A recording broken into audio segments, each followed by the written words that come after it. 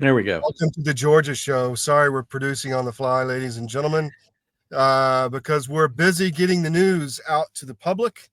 It's been a crazy 48 hours all over the country, and we're out on stories right now, and Bill Quinn's holding down the fort, although he's been busy all over Georgia this weekend. Bill, quite the time you've had. Well, this was an interesting weekend in that this was the district conventions for the GOP in many counties across Georgia. And not surprisingly, some drama across the way. So we'll be talking about that shortly. So we are brought to you by the Georgia Record, georgiarecord.com. Again, I'm on assignment. Bill is putting the show together today, and I appreciate that. And we're going to have a lot of good insight on Georgia. We're also going to talk some international issues and some medical issues, which we also are focused on at CDM. And we'll get all to that. But Bill, tell us what's going to be on the show today. So we're going to talk through some of these things that happened in the district conventions. We'll talk about some of the leaders that have now been chosen. We'll also cover some of the ones that didn't fare so well a bit, and talk about some of the continuing concerns regarding earlier elections within the GOP. We'll hear from David Cross, who spoke at the 9th District Gala, and hear some of his thoughts. And we'll see. We'll have a couple other things plugged in here, and I know that you've got some stories that you want to make sure we cover that have a broader perspective, even beyond Georgia. Yes, but ties to Georgia, and we'll talk about that toward the end of the show. We're going to pay some bills real quick. One of our new sponsors is outpouch.com/CDM.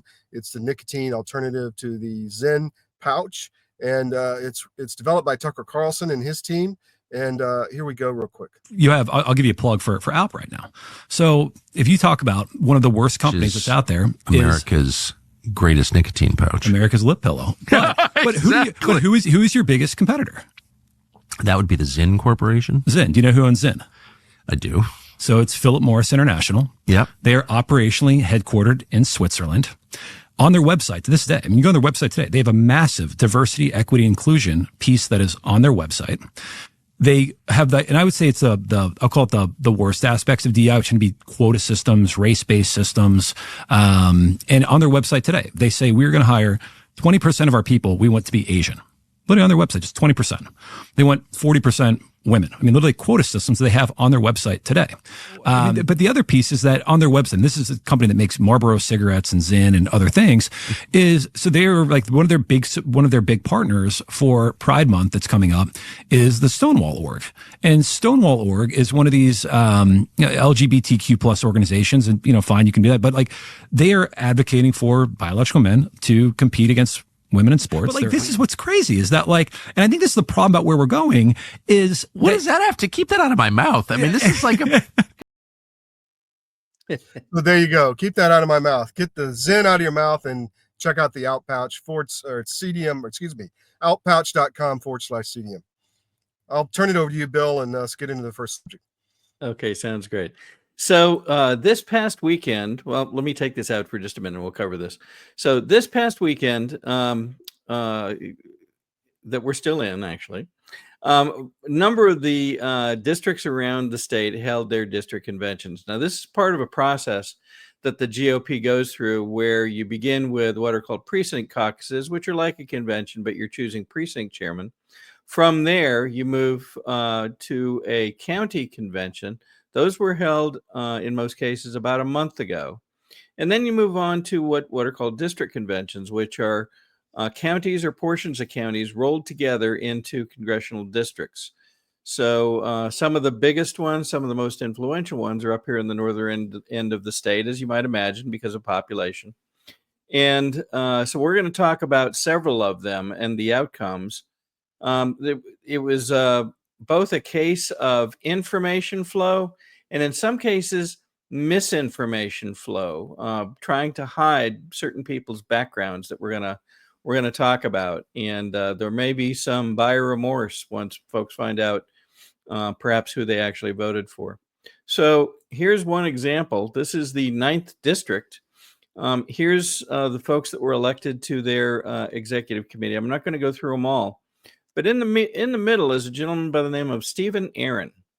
Stephen Aaron, we reported on this past week, building upon an article that had been brought out by the GRA and calling out the stark differences, in their words, between the two candidates for 9th District Chair. One candidate was Brian Parker, well-known MAGA gentleman. He espouses Trump's policies and so forth, almost always wears a MAGA cap.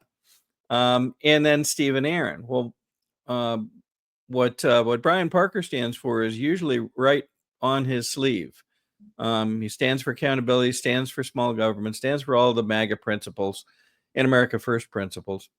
Stephen Aaron, on the other hand, is a past campaign manager for David Ralston, one of the most notorious legislators and past Speaker of the House in Georgia.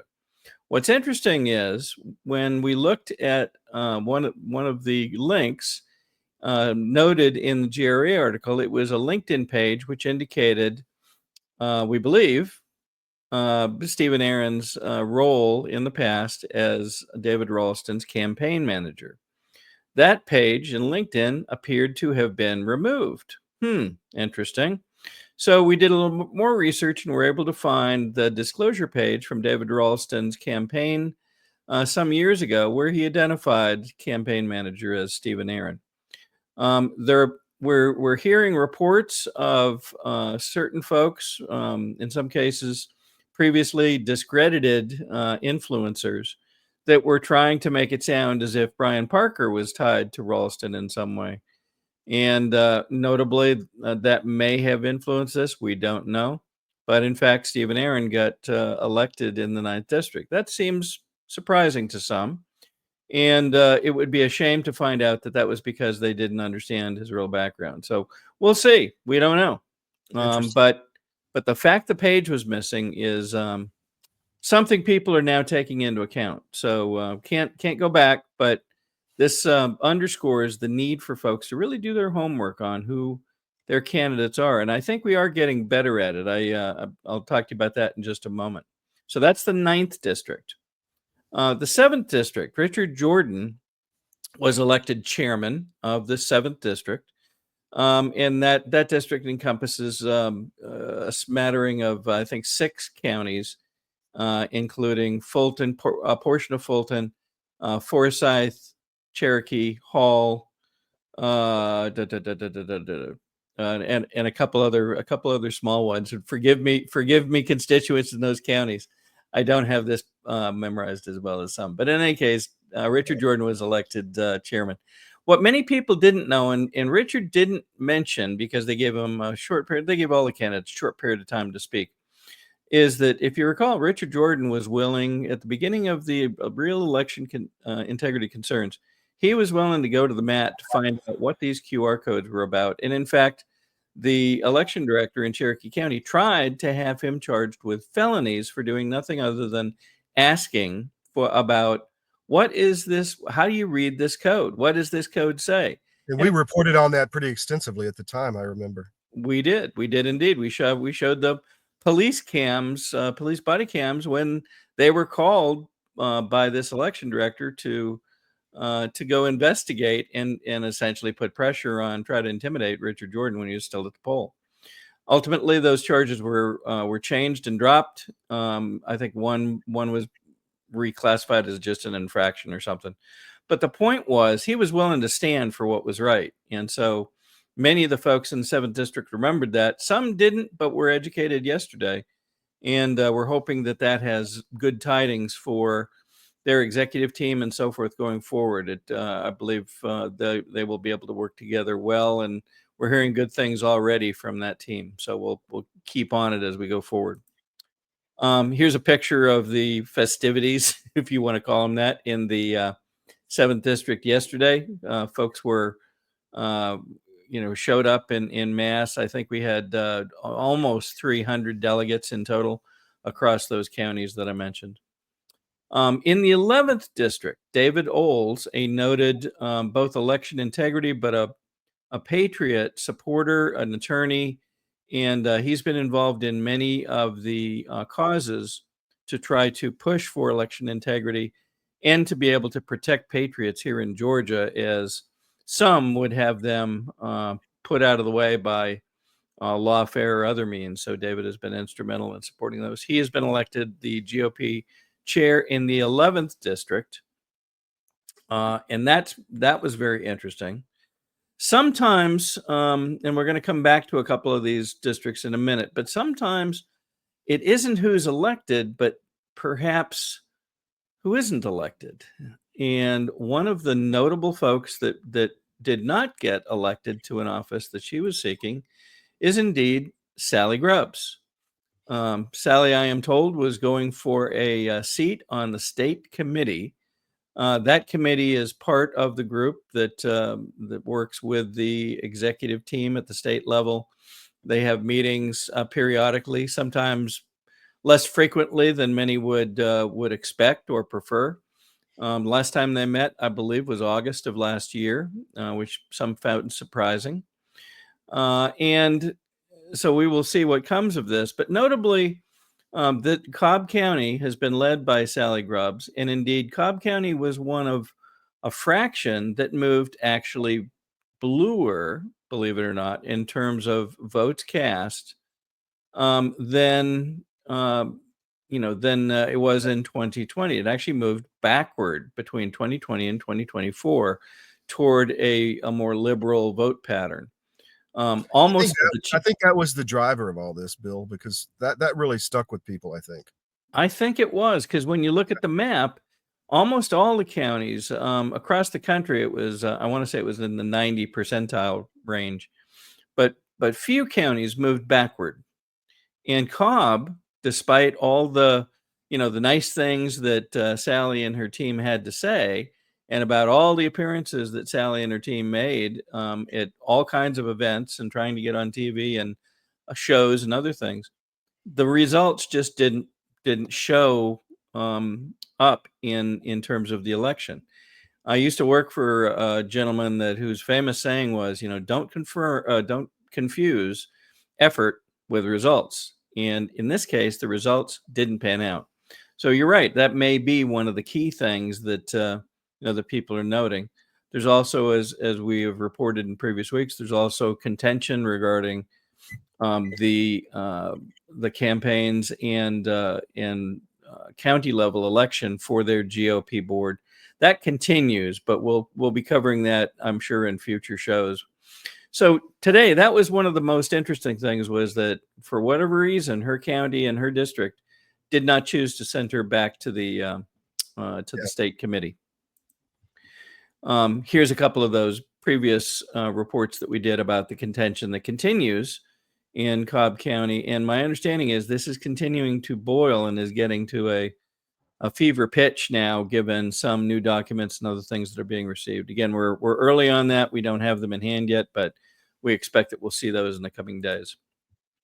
We're gonna hear from David Cross, and he was speaking in the 9th district. And I wanted to allow folks to hear what he had to say so that they can understand better his viewpoint, his goals, and very frankly, feel like they participated if they weren't able to attend. So let's hear from David.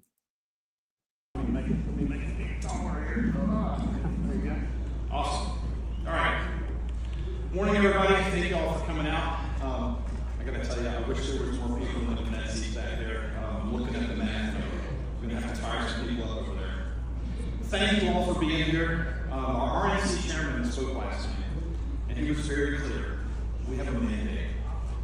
Rebuild the party, get out the vote, and protect the ballot. I'm frequently asked, Dave, why are you running? I'm running for the same reason that I ran as second vice chair, to secure our elections. When I started the journey of election security, some people have Gold Dome called me a tinfoil hat conspiracy theorist. A couple weeks ago, Director of National Intelligence Tulsi Gettr came out and confirmed exactly what I've known for several years. Our systems are not secure.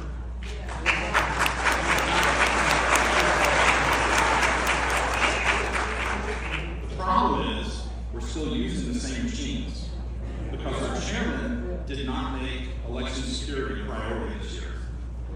President Trump set a clear signal when he signed Executive Order 14248 to require the use of paper ballots counted in public. But we couldn't get an election We couldn't get any election laws passed because the legislative agenda for the Georgia GOP went out 22 days late into the session after it had already started. We had no organized citizen lobbying down there. I mean, what happened? John Burns killed the bill on the last day, House Bill 397.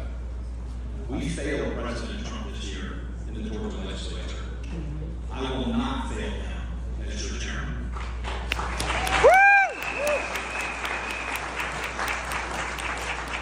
Let's talk about getting out the vote.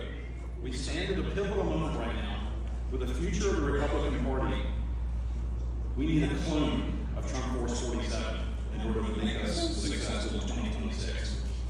We can do it, but there's a divide in the Georgia Republican Party between the kids who've been on the playground for a long time and the new kids. Like some of you out here today, I'm one of the new kids. We're sometimes looked down at and bullied by the older kids, but the reality is that we all need to work together. We have to figure out a way to play together on the ball field where the Democrats are going to take away the playground. We'll need lots of people to get the job done. We're going to need money too. Recruiting people will take a strong leader who shows them respect and appreciation. It's going to take money. To get the money, we need trust and transparency. People do not give money to organizations that they see as being as wasting their money on expensive watch parties. We lack trust and transparency, and that's why I think that we need those to Georgia GOP.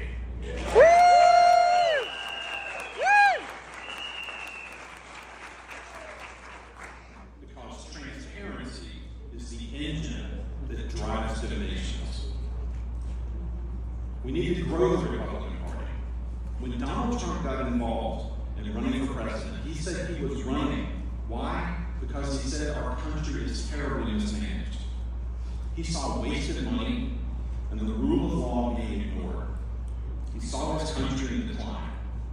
I see the same pattern happening in the Georgia GOP. The more I look, the more wasted and bad decisions I see. But we can fix it. The party in some counties around the state has become about retaining power and control over a dwindling kingdom. The county parties should be the instrument of the people to deliver our conservative values. President Trump is a businessman who fired the career politicians, and he's doing more of it right now.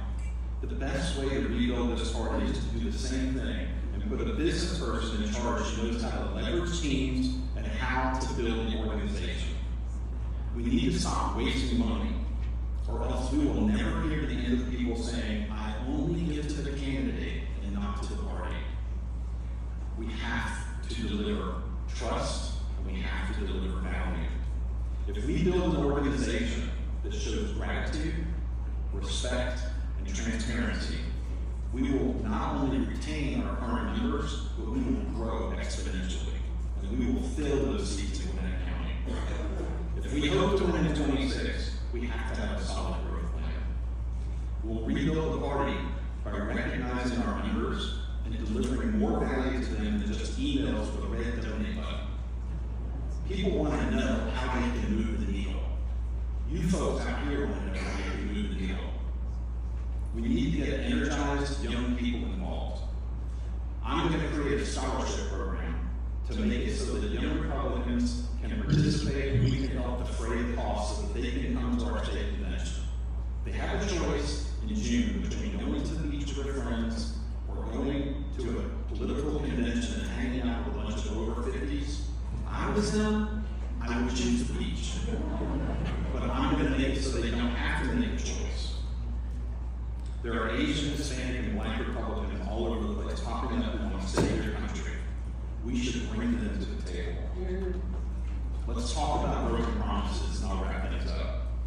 The character of a man is revealed by if he keeps his word.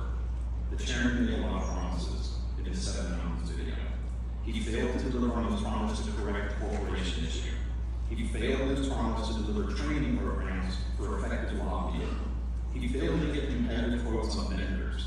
He still gives $30,000 and $200,000 no-bid contracts to his relationships. And he hired his best friend to be executive director. I will not do that. With me, it's not going to be politics as usual. McCullough had a shot. 2026 is looming. The Democrats at Project 2030, they're committed to taking over our legislature, and they're going to do it if we don't stop them. We need a chairman who unites, who doesn't divide, who inspires, and doesn't waste your money. The current chairman wants you to believe that we can't survive without him. I know that we can't win without you. I'm not here to tear things down. I love this party. I love a lot of people in this room today. I'm here to help build an amazing organization that we can all be proud of. I'm David Cross, and I'm running to become your next chairman.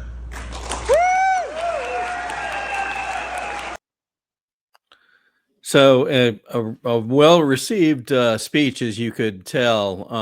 The room was a broad mix of folks, and many responded to David's messages. So that was fascinating. Very much so. We've got a couple more segments and things to talk about. We're going to take a quick break here and hear from our experts on NucleoBoost.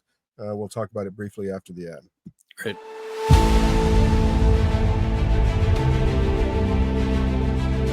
I'm watching my friends gain more and more weight. And then eventually, I got to tell you, this is a little dark, but bad diet literally killed my whole crew.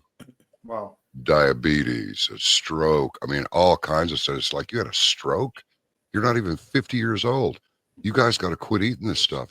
Your body knows what's what. You're not conscious of this. But that's why people will go to the refrigerator and they'll grab this and that and the other and put together this outrageously elaborate combination of foods. Your body's trying to reach balance. Unbeknownst to us, our bodies are always trying to reach homeostasis. You can't eat all of this stuff and expect to live a long time.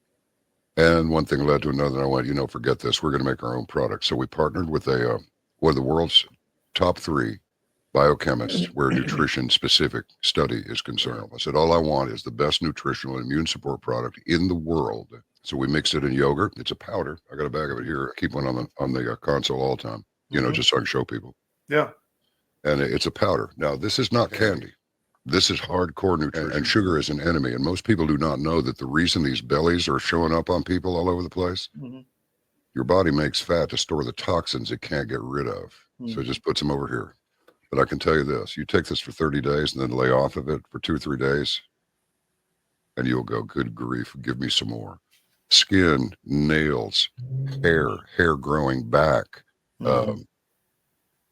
Cut yourself and it heals in half the time.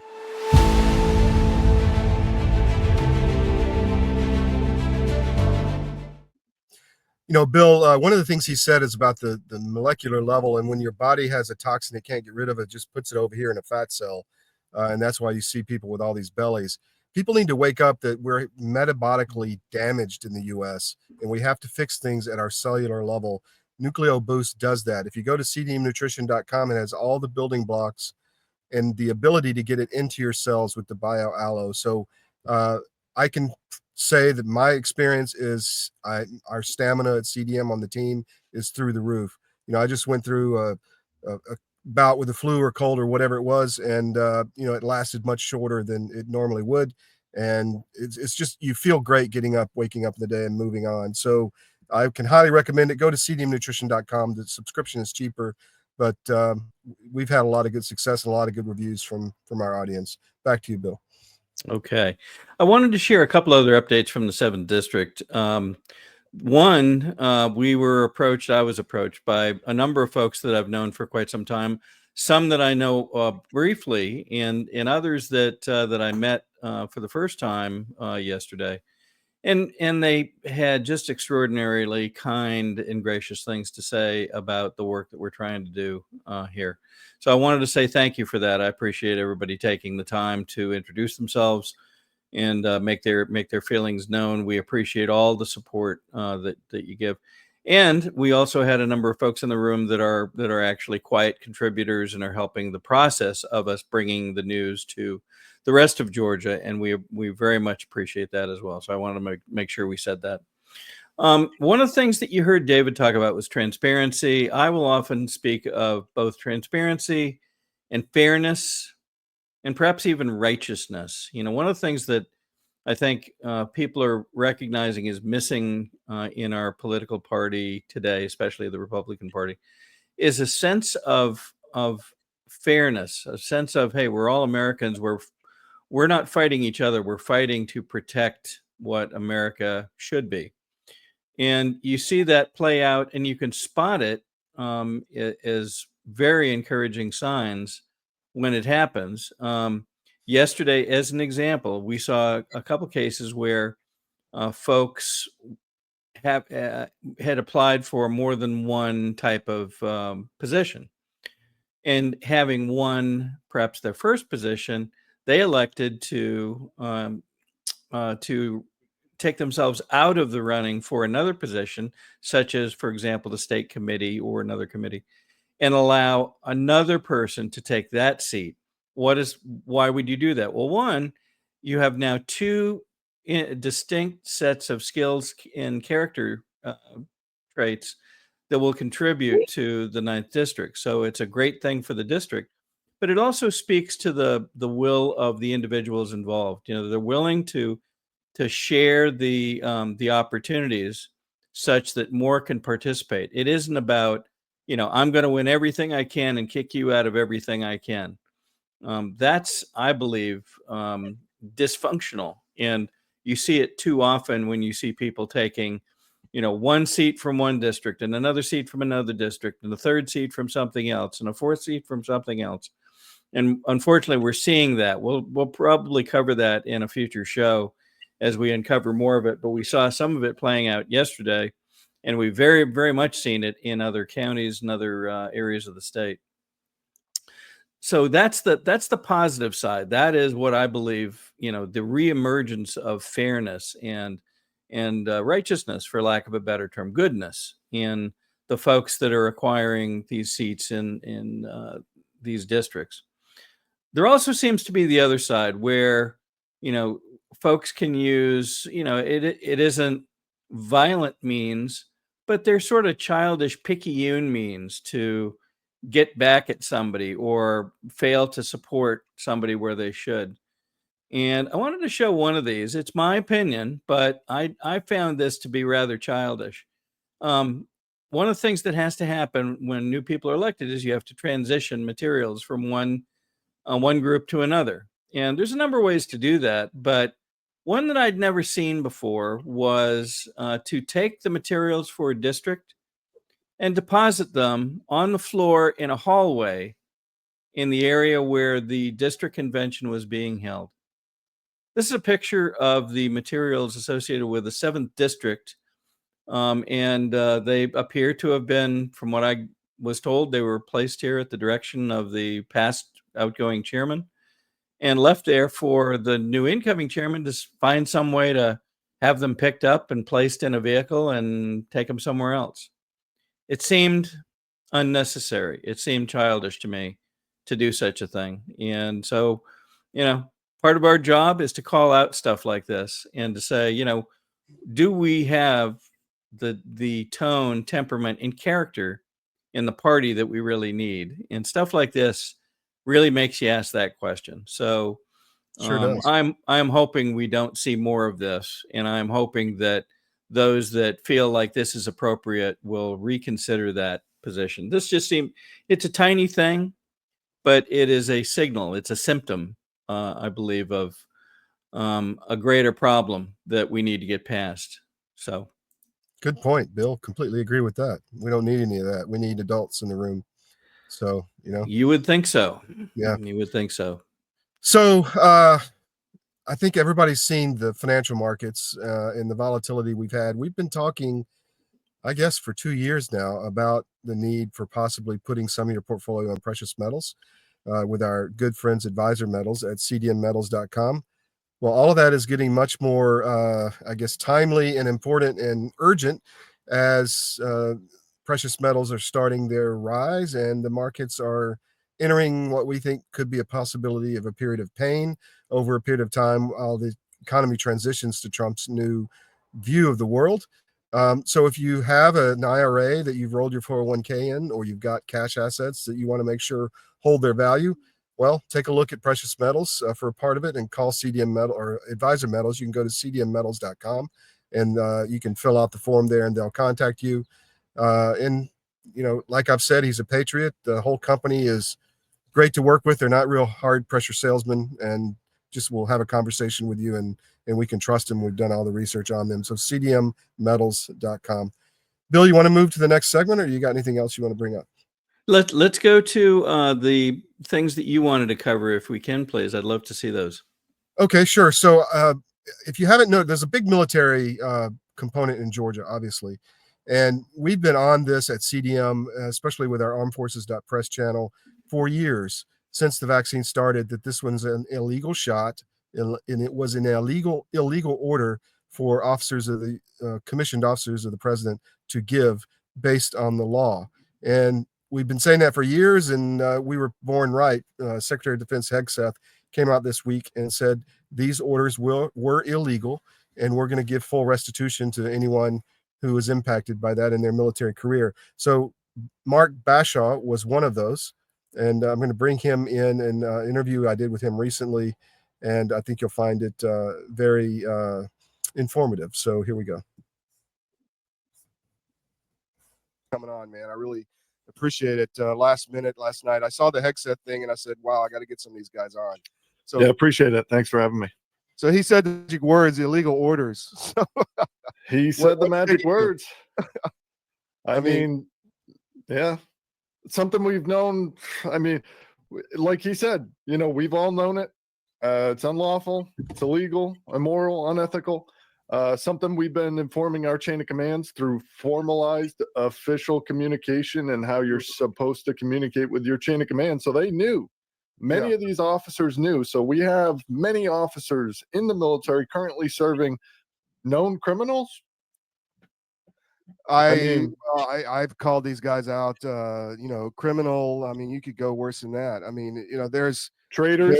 Yeah, exactly. I mean, they were working for somebody. I guarantee we're going to find out that some of these people were working for somebody. I mean, let's take Evgeny Vindman for an example, the staff judge advocate in my own situation at my base. You know, he's the one that forced me into a court martial. He's the one that advocated for a court martial. And then after they convicted me, went on his social media account and bragged publicly to the world on securing the first ever COVID conviction. And now he sits as a Virginia 7 House elected member on the Armed Services Committee.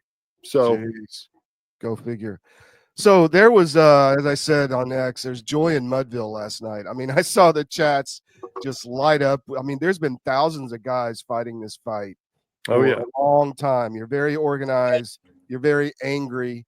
You want justice. I wouldn't say revenge, maybe, but you want justice. You want the right thing to be done for people. Like they tried to bring people back in, and then they said, "Well, you have to admit that you did it, you know, voluntarily or whatever." Yeah. I mean, as discharges. That was just horrific. How did that happen? Do you think? I mean, you're talking about a bureaucratic mess. So they're all receiving these lawful orders from commander in chief and then on to SecDef. And then they're putting their own bias twist on it, in my opinion. Again, this is speculation. I don't know this to be true, but that's my assumption, is they're putting their twist on it and then pushing it out to the force and then getting called out on social media, and the Secretary of Defense having to give public statements about the mess that he's having to deal with. So where do you guys go from here? I know, again, you're very organized. There's a lot of you. I see it in the conversations. What's the next step for you guys? The next step is people need to, if they haven't already, file their DD 149s. Board of Military Corrections to their branch, whatever branch that may be, and get them to do what they need to do. And at that point in time, each branch would have the evidence of unlawful activity within their chain of command, specific names of commanders, specific chain of commands who violated the law, violated military regulations and all that. And so that's what individuals need to do. We have seen some issues in my own personal situation. I've seen some issues in that regard where I have printed out all the evidence, put it in neat binders, submitted it per the regulation to Army Board of Military Corrections, and then I get my receipt back saying contents not in box. So somebody took the contents out of the box, and so I had to submit again. So I'm still waiting for a case number, but that's what people need to do. Well, they need to doge that stuff and find out who these people are that are doing this. I mean, there has to be a chain of custody of that kind of stuff. Yep, absolutely. So what about health effects? I mean, a lot of guys had some bad health effects on this, and have you seen any movement there as to, Hegseth's we're going to restore you? Well, you can't restore you if you've got myocarditis or whatever. Yeah, the VA about that. Yeah, VA really needs to step in. This is a toxic exposure. I mean, people were poisoned with. This is a toxin. They were poisoned with a toxin, and they need to recognize it as such and compensate those individuals that have all the documentation to show. I mean, we had one individual, staff sergeant, good buddy of mine. He had all these off-base doctors confirm that he was poisoned by this injection, and the military side of the house refused to accept his medical records to incorporate to his military side of the house. And so that's what you're kind of dealing with, but the VA needs to step up in this regard. Well, I was really critical against my classmate at the Air Force Academy, who was the superintendent, Lieutenant General, I'm spacing on his name now, Richard Clark, who forced this vaccine, in quotes, on people, even though there was plenty of evidence that this was harming people at the time. And then, then they had a guy drop dead with a blood clot walking across the terrazzo. And then, and then they said it was a football injury.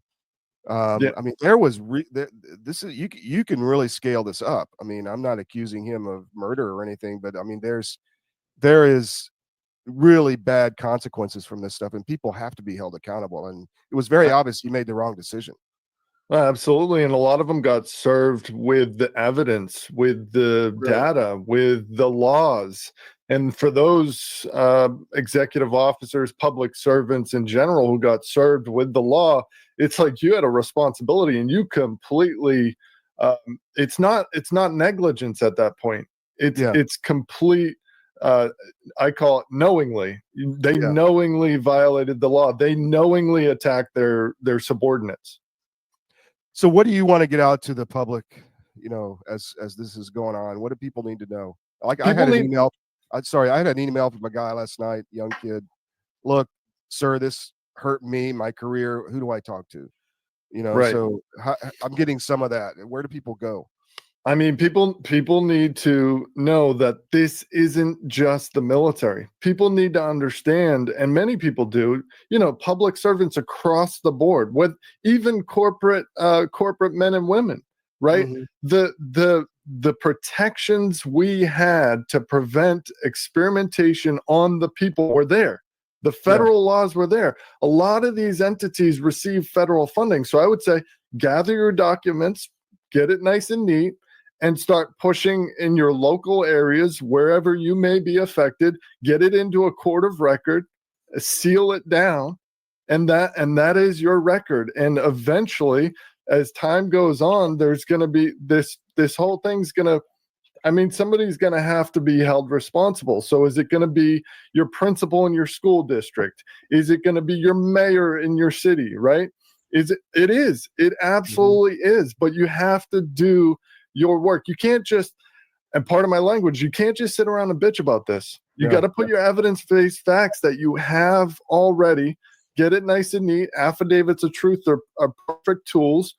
Exhibit it out, right? You have the evidence, and do that. This isn't just your military. This is, the people know, and I've talked to a lot of state police in Massachusetts. They're like, hey man, the military gets a lot of attention for this, but it's across the board. And they're absolutely right. It is across the board. So you gotta press, and we gotta get those individuals who force this knowingly on their subordinates out of there. completely and held accountable. This is crimes against humanity. Yeah, no kidding. And it's been obviously that. What else, Mark? Anything else people need to know? No, not much. Just, I run this website, Freedom Fighter 1776, kind of pro bono, after hours, volunteer type stuff to try to get this information out, connect people with other people, and share resources and networks. So feel free, freedomfighter1776.com. Go check it out. And, don't stop. We have a responsibility as the people to stand up and do what we have to do and properly instruct our public servants, and then put their feet to the fire when they no longer, are acting legitimately or aiding and abetting a foreign entity like some of them are. Yeah, no kidding. Are you going to look to go back in, or do you have people? What do you think? I'm wide open to it. I'm wide open. I'm open to it. Hey, I asked for reinstatement. I asked for back pay. Lawfully speaking, I'll serve my country again. I got no issues with that. I frankly, I never stopped serving. They took the uniform off me, but I mean, service continued. I don't get paid for it, but it's just as important now as it is in uniform. And so if they want to put me back in uniform, do some good things in the public health realm, I'm all for it. But I don't know if they want that. Well, that brings me to another question. We interviewed you a while back, and you were working on a transgender issue in your local city. How did that work out? Oh yeah, so just found out today the mayor. So the judge in this case, in the District of Massachusetts, federal district, he dismissed the case. He said we had no standing. Oh, right. Perfect. So he said we had no standing, but this was also the judge that has been blocking Trump when he has been taking federal aid from these belligerent entities within that state, right? And so he's been, so there might be something more there, but yeah, our case got dismissed, and we're kind of brainstorming on what we should do going forward, but we'll see what happens. Are you using any like AI pro se stuff? I use Pro Se. I get AI to help for sure with the process of the courts and the educating me on how this process runs. It's all Pro Se. It's me, Brandon Hayes from the Natural Law Institute, Bill Mosley, who was a lieutenant in the Navy.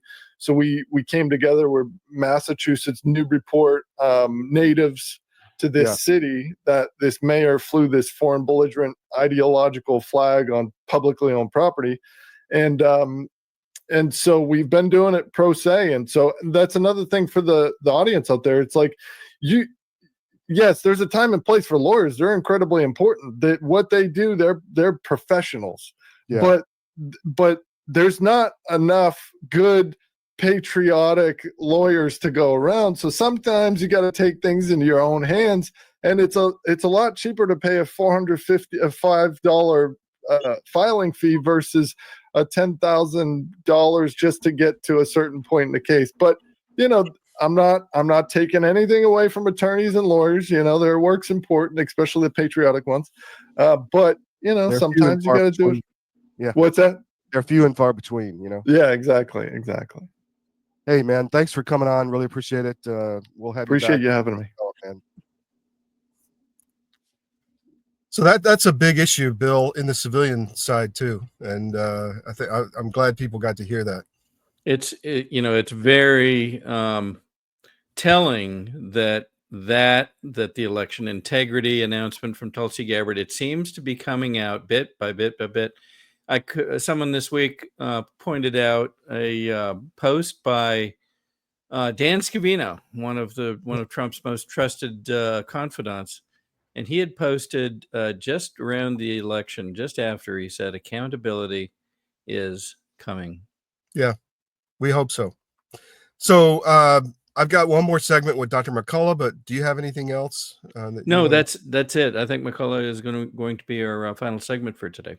So I just want to say that we're big on themes here at CDM that you want to see in the Georgia Record. And one of those things you need to see is that the effort against Trump's tariff effort, the effort against finding peace in the Ukraine war, the effort to repress Europe is all of a piece. All this is all top down from the globalist matrix, likely tied in with the CCP. I mean, the EU is all running to get in bed with China now to confront the United States. So the Ukraine issue may seem a long ways away, but your boys and girls are going to get sent there if we don't end it. So we need to end that conflict and stop the killing. And one way you can really see who is on the side of the American people and who is not is by who is out there supporting the Ukraine war in a big way. So if you see that, then you can say, well, they might not be on our side. So saying that, I'm going to move to Dr. McCullough and play this. It's great on obesity. It's an issue that we really wanted to discuss. So I'm going to bring this on and we'll wrap it up at the end. Well, honored to have with us a good friend of the show, Dr. Peter McCullough. We've been talking with him for years. Welcome back, Doc. Thanks. Glad to have you. Great to be with you. So I wanted to get you on because the weight loss thing is really an issue today. And there's a lot of, misinformation about Ozempic and what it does, what it doesn't do, how it can harm people. What are your thoughts in general just about weight loss to start? Well, certainly it's a giant issue. Most of us have some weight to lose. All of us can actually increase the number of fat cells and the size of each fat cell tenfold over the course of our lifetime. Huh. And so, when we lose weight, they just don't go away immediately. So the big breakthrough has been Ozempic. That's a single, what's it called, a GLP-1 receptor analog. And then the dual analog is Mounjaro. So that's even more powerful than Ozempic. And now the big breakthrough is retatrutide. Retatrutide, that's a triple acting drug. And, I think for the first time, people are going to be able to access this and use it without needing a doctor's prescription and without getting injections. Wow. So it's going to be in a pill form. But the wellness company has an alternative. It's called Drop. Can you tell us about that?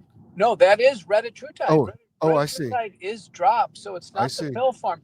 Now, the pill form of Ozempic is called Rybelsus. That's hard to get. It's expensive. And I've tried it in my practice. I think there's too many side effects. The unique benefit of retatrutide, which is Drop, is that it's a peptide.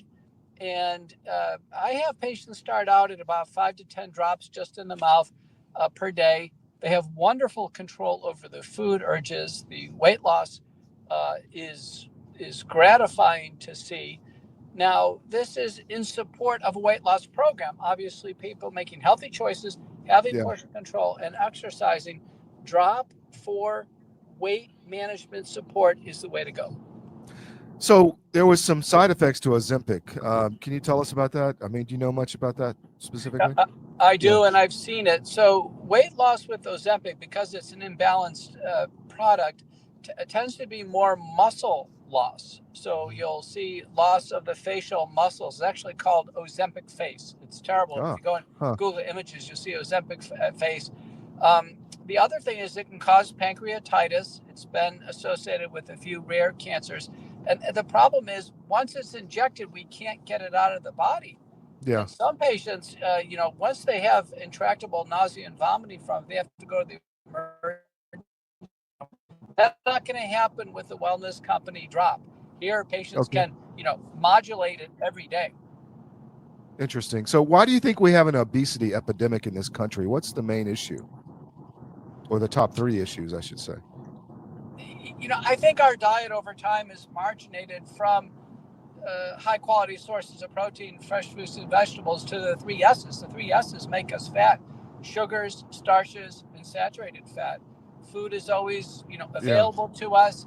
Most people who are at a ideal body weight are working really hard to be at that ideal body weight. It's not a natural. The natural tendency is to gain weight in today's diet. Sure. So Arkansas and Indiana have asked for permission from the federal government to stop using SNAP dollars to subsidize, things like soda and other bad foods. Is that something that should go national? It is. We have legislation in Texas that's being looked at. I think 9 states in total, Todd, SNAP or this a nutritional supplement program or food stamps, you can't buy alcohol with it. You can't buy McDonald's with it. You shouldn't be able to go in and buy, ho-hos and donuts and chips and other things. And it turns out a large proportion of those dollars are spent there. Now, an average person in Texas on SNAP gets just over $100 per month supplemental. So what we're saying is we just want those dollars spent on high quality sources of protein, fresh fruits and vegetables, and not to be blown on junk food. Now, if they want to spend their own money doing that, they can. But I think this will be a good government nudge for healthy choices. And while we're on that subject, autism is a big one. What do you think is causing this epidemic? I mean, I interviewed Mary Holland today from Children's Health Defense, and she's saying the numbers have gone from like 1 in 1,500 to 1 in 31 in males in California. I mean, what is the driver in your mind of that? Well, it is Autism Month. The CDC did drop a bombshell on April 17th with their report in MMWR. You're right, autism rates are skyrocketing. And we're talking about this isn't due to just better screening. These are hardcore cases. About 2/3 needed special learning needs.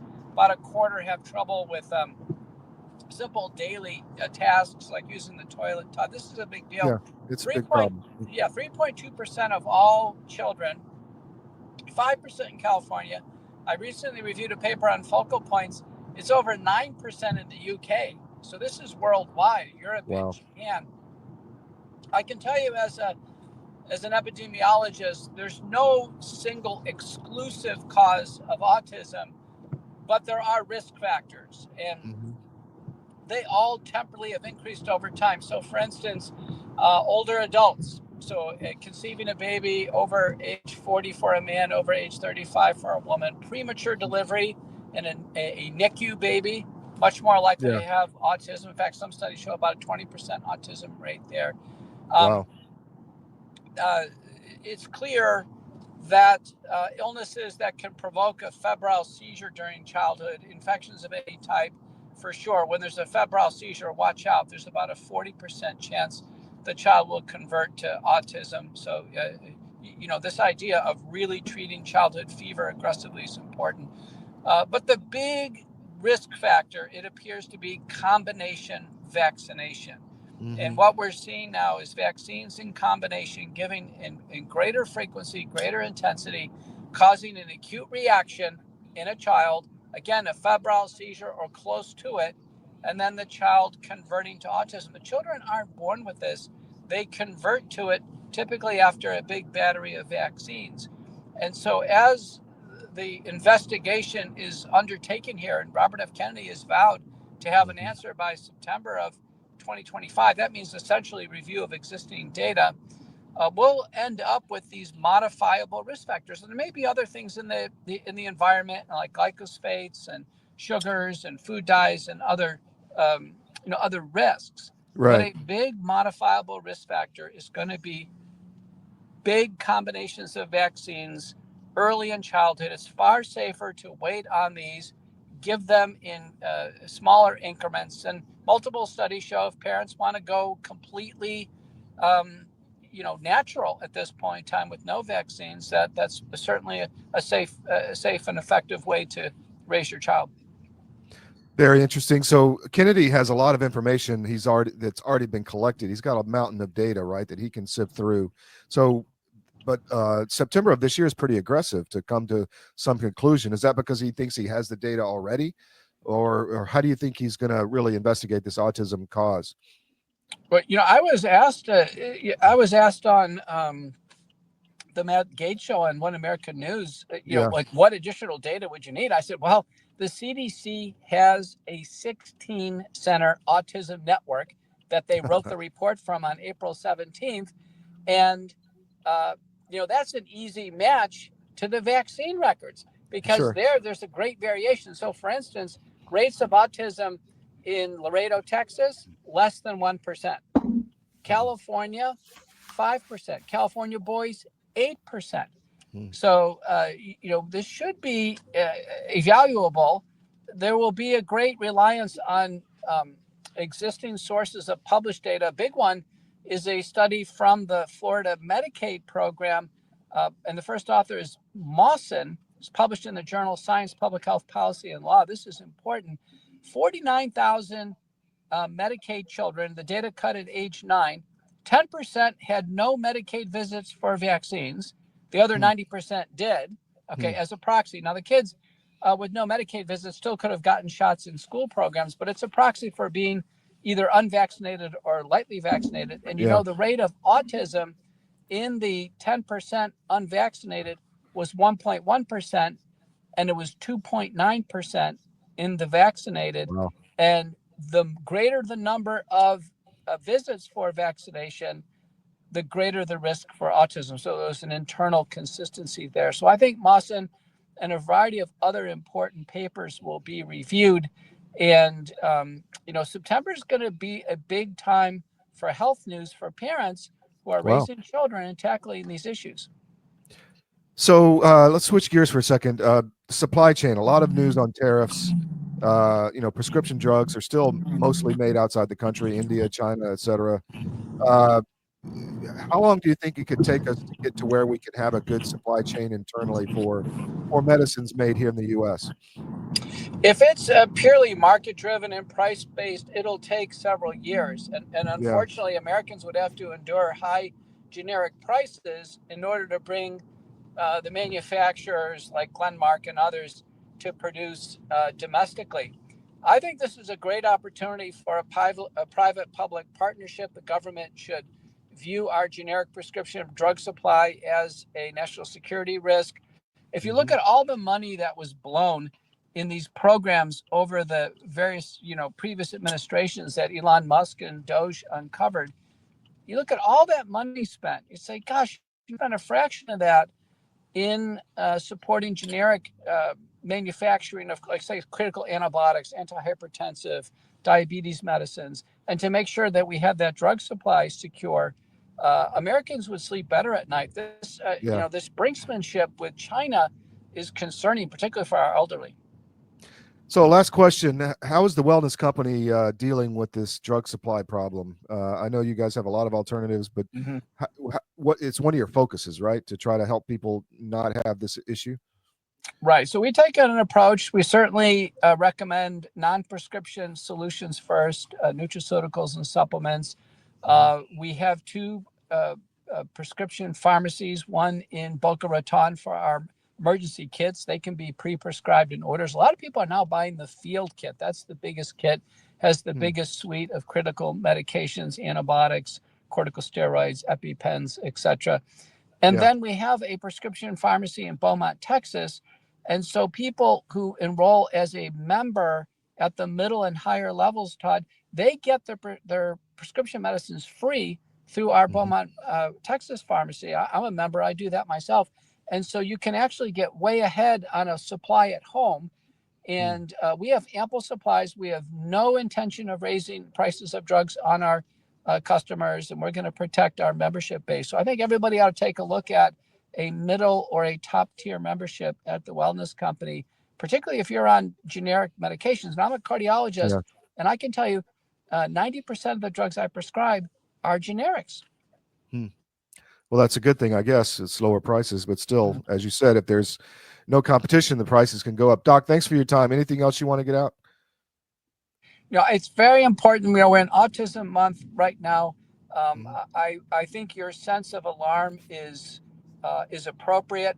I was dismayed when I read the CDC report, which was essentially a bombshell. And when we got to the conclusions, there was no call for research. There was no sense of alarm. It just said, well, we should get ready and, have more special needs services available in the future for more and more kids with autism. I think Americans should reject that CDC apathy and defeatism, and we should take this on. We should have a all hands on deck approach to finding the determinants or the risk factors for autism, being able to change that, and then change the trajectory of this epidemic. Doc, thanks for your time. I know you're busy. Take care. See you next time. Thank you. Bye.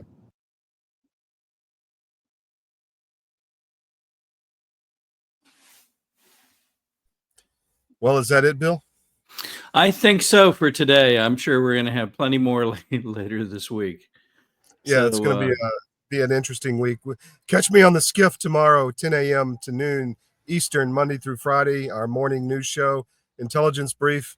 And we'll see you next time. I guess Wednesday night at 7 p.m. for the Georgia show. Look forward to it. See you then.